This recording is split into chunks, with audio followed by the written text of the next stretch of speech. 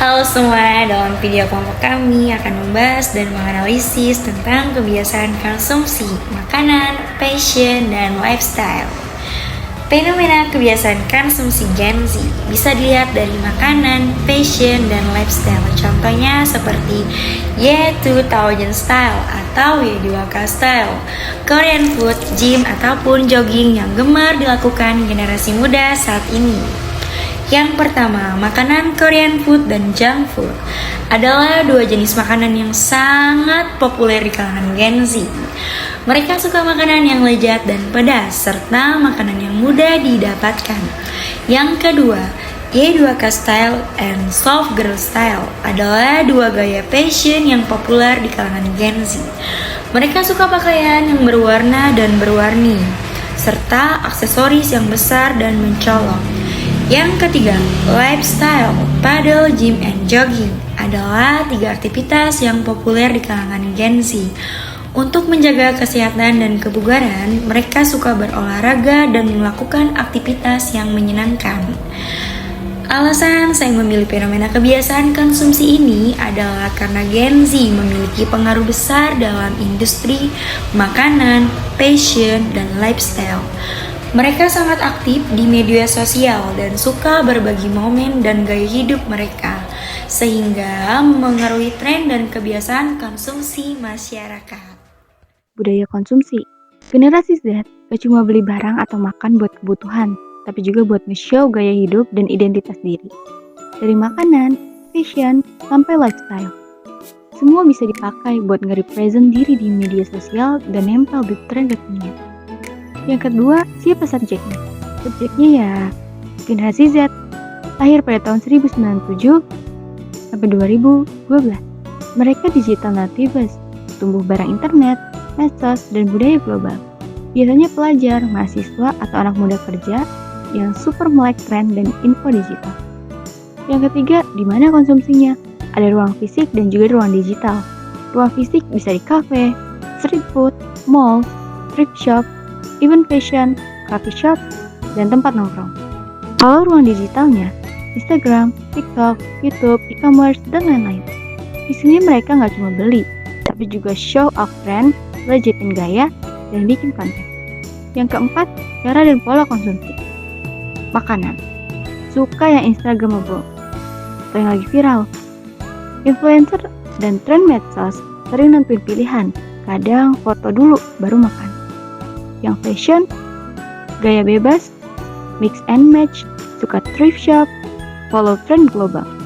Fashion jadi cara nge-show personality, sikap, dan nilai kayak sustainability.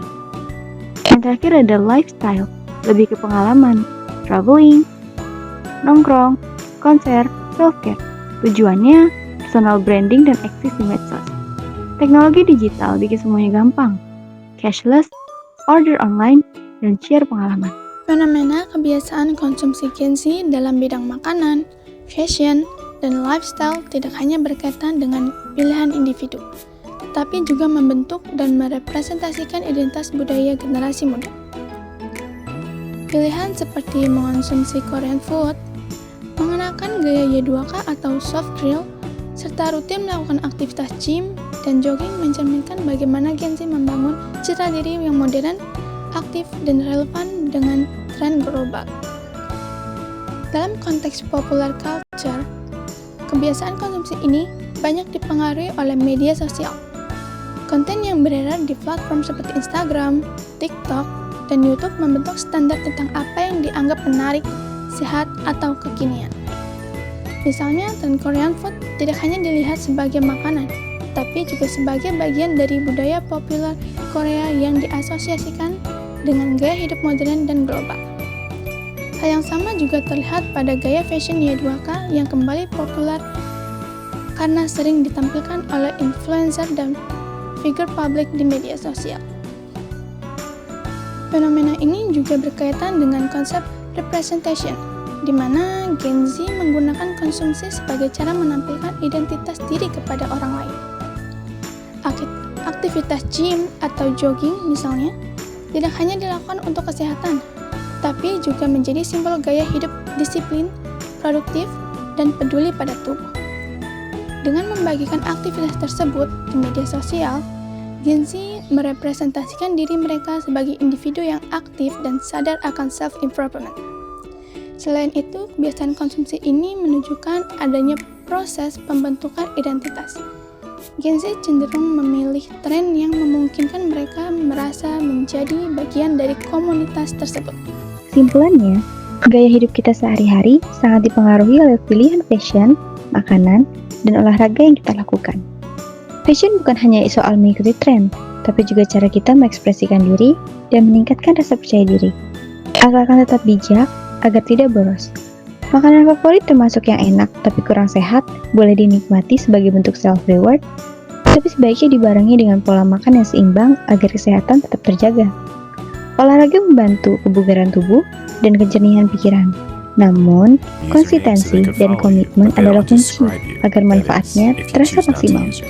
Intinya, menjalani gaya hidup yang sehat dan bahagia berarti bisa menyeimbangkan ekspresi diri, kesenangan, dan perawatan diri sendiri.